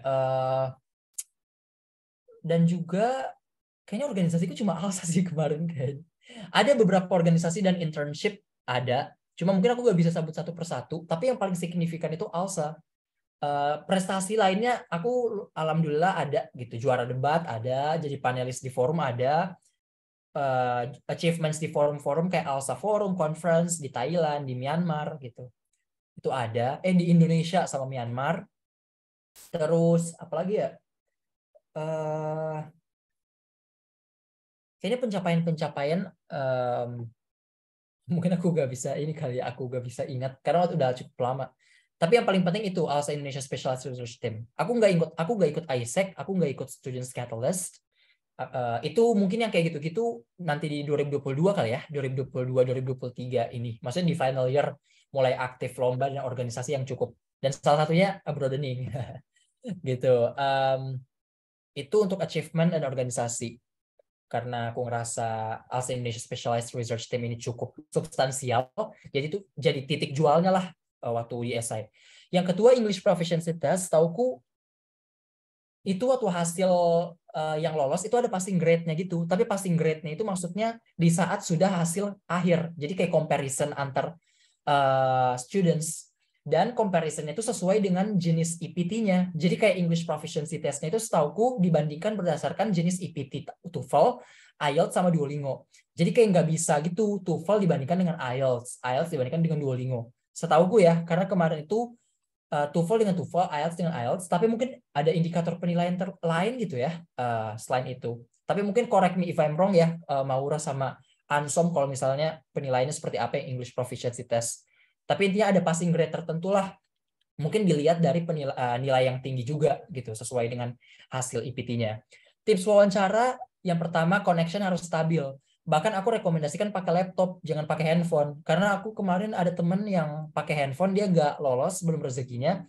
Tapi maksudnya apa ya, yang kayak gitu kan minor ya. Tapi menurutku sangat penting untuk take into account sih. Karena kalau misalnya kita mungkin memandang remeh, kita hanya pakai handphone, mungkin ya.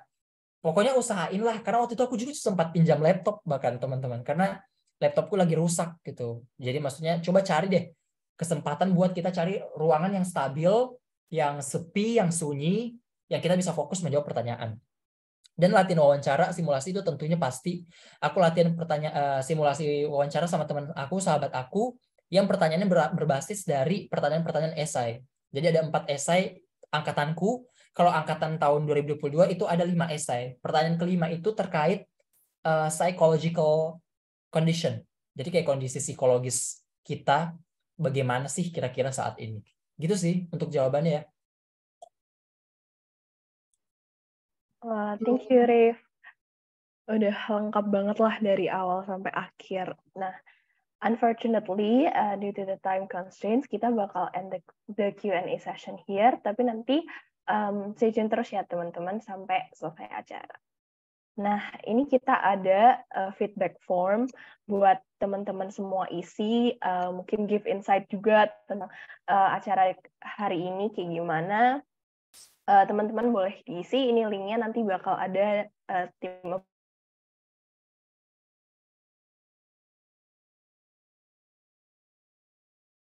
Kayak internetnya Maura ini ya mati ya. Okay, it's okay. Jadi Hi, I'm back. Okay, you're back. Good. My heart stopped for a bit, you know. Kayaknya Zoom aku kayak agak nge-crash gitu deh. Tadi ada kayak warning, but I don't know. But I think it works now. Lancar kan ya? Oke, bisa lanjut.